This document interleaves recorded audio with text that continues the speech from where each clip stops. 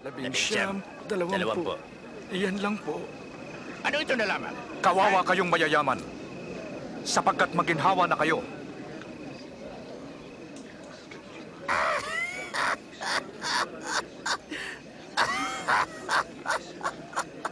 Ayaw niyang yumaman.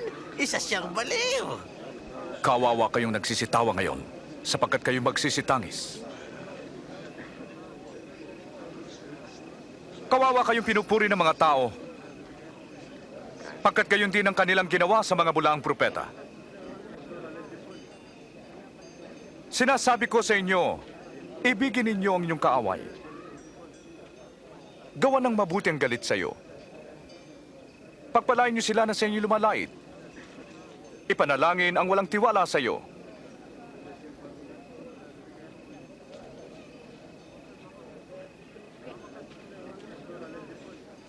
Pag sinampal ka sa isang pisngi, iharap pa rin ang kabila.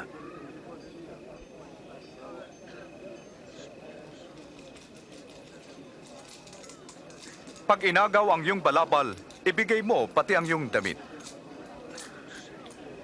Bigyan ang humihingi sa iyo. At pag kinuha ang ari-arian mo, huwag mo nang bawiin pa.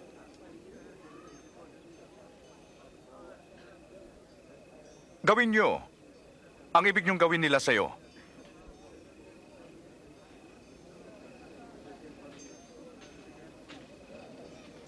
Kung mahal mo lang ang umiibig sa iyo, bakit ka gagantimpalaan? Ito'y gawin ng mga makasalanan. Kung mabuti ka doon sa mabuti lang sa iyo, bakit ka pagpapalain?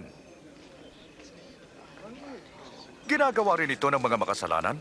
Hindi na siya nangiming hawakan. At kinausap pa. Nakasusuklam.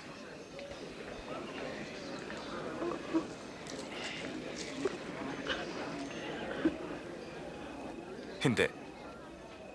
Ibigin niyo ang inyong kaaway. Gawan niyo sila ng mabuti at ikaw ay magpahiram ng walang kapalit. Sa gayon malaki ang inyong gantimpala dahil tatawagin kayong mga anak ng Diyos. Sapagkat mabuti siya sa mga masasama. Mahabag kayo, gaya ng inyong amang nasa langit.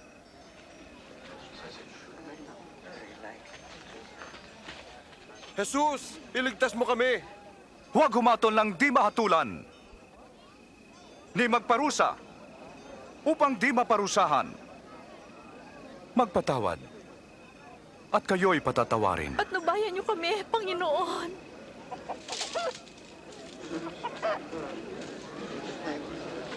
Magbigay, at kayo bibigyan.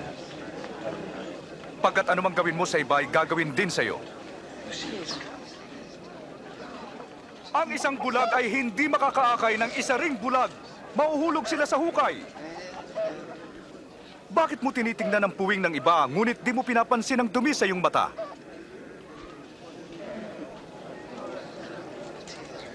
Guro, patnubayan mo kami. Kailangan ka namin, Panginoon.